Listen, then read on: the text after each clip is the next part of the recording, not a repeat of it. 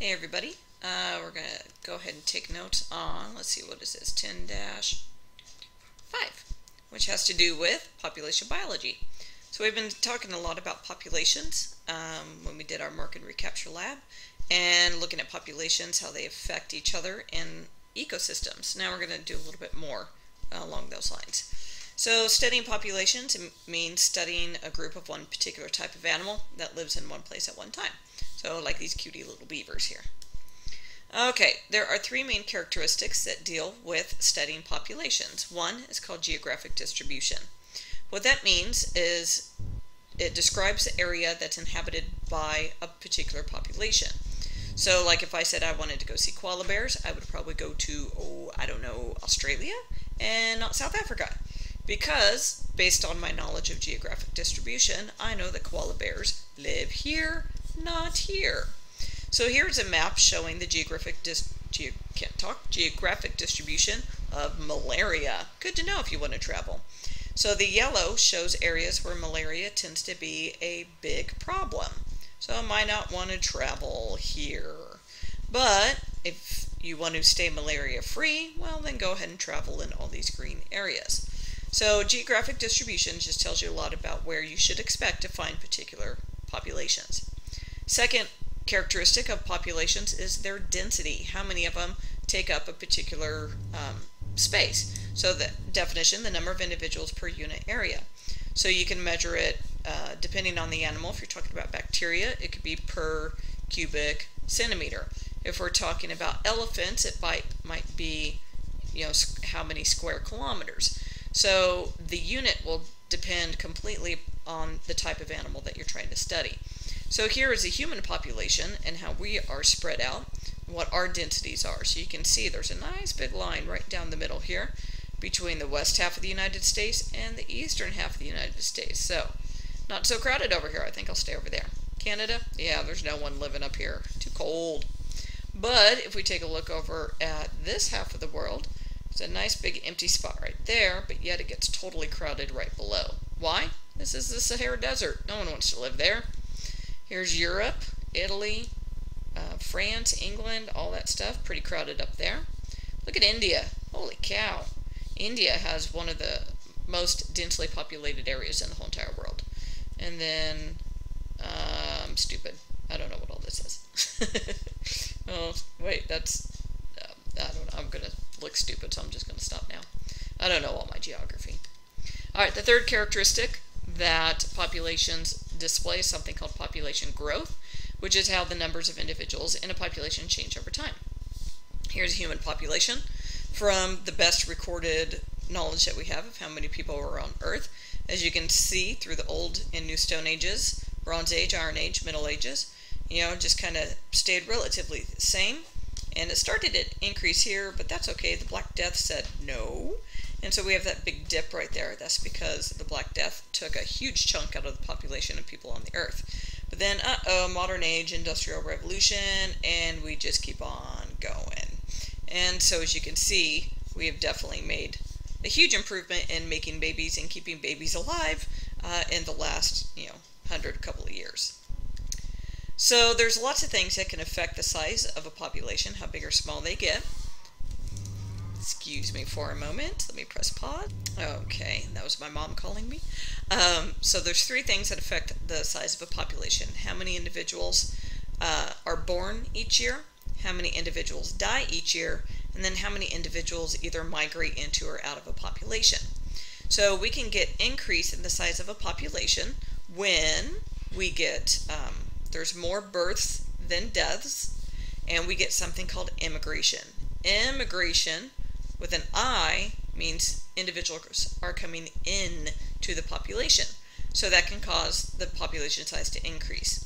So when the birth rate increases, more babies are being born than individuals dying, and so we get growth. Okay, makes sense.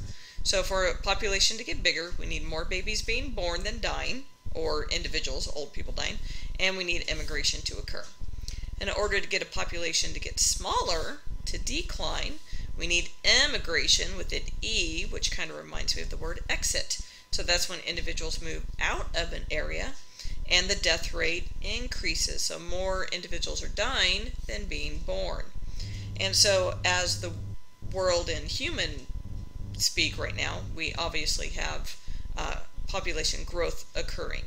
But if we look at other like wild animals, we can definitely see population decline due to the fact of we wipe out the animals. Humans tend to be the worst at messing with population sizes.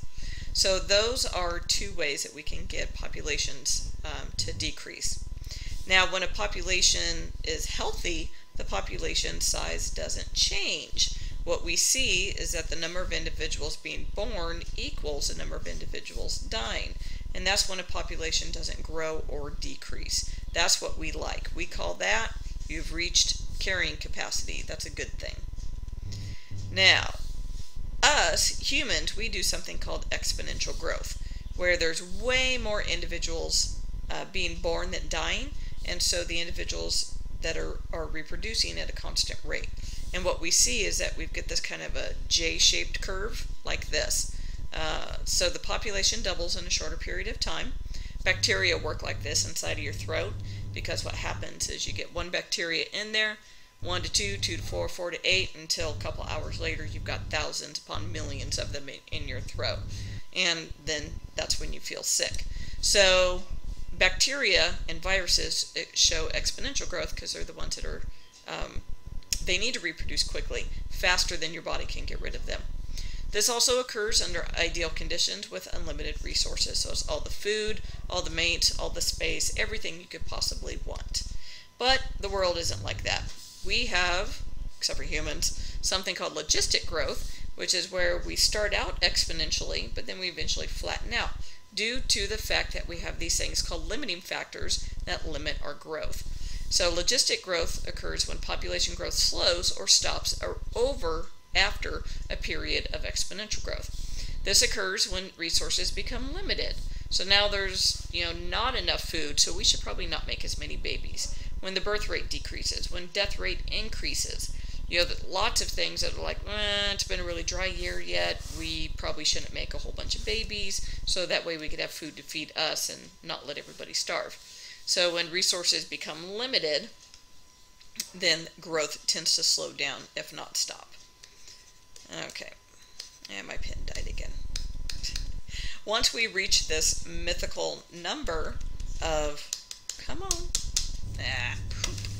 once we reach this mythical number of creating the equal number of babies and having the same number live and die, we get to something called the carrying capacity, which is actually represented by a K. I don't know why it says an N right here. It's supposed to be a K. And that's the largest number of individuals that any given environment can support. And so every environment out there has a certain number of lizards and snakes and antelope that it wants to hold. And if there's too many, bad things begin to happen. The death rate begins to rise.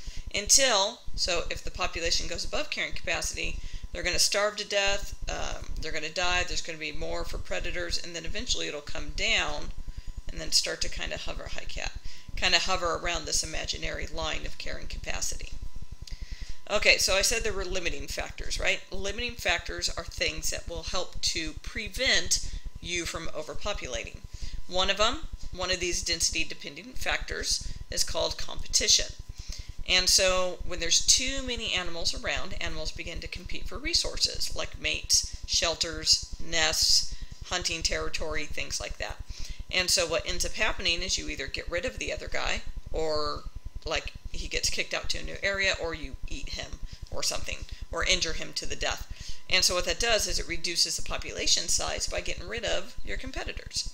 We have predation, which helps to limit overpopulation of areas. It helps to kill off the weak and the old, prevents overpopulation. And then we also have parasitism and disease, which will weaken the immune system, causing disease and death, which also helps to keep the population numbers down. So these are density-dependent factors, and they only show up when there's too many individuals. Because if there's only me and one other person in a grocery store full of food, well, we're not going to compete for food. We got plenty. But if we're all in there, if all of El Dorado is in one teeny tiny grocery store, well then yeah, we're going to start competing for food. So these are things that only show up when the numbers get too big. And then we have density independent factors, which take care of the population, no matter how big or small it is. So these guys, it's independent of the size. The population could be 5 big or 5 million big, it doesn't matter.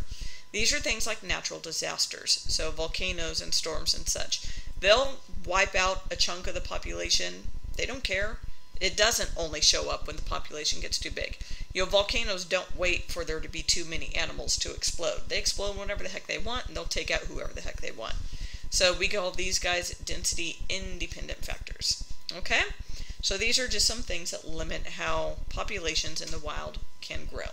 So go back over, look at the notes, look at the 3 different characteristics of populations, and then look at how they grow, exponentially or logistic, and then take a look at different things that can limit the size of a population. Then the next video set will be 10-6, which will have to do with, I hear people behind me, which will have to do with human populations, because we don't follow any of these rules, because, we're stupid. Alright, see you guys later, bye.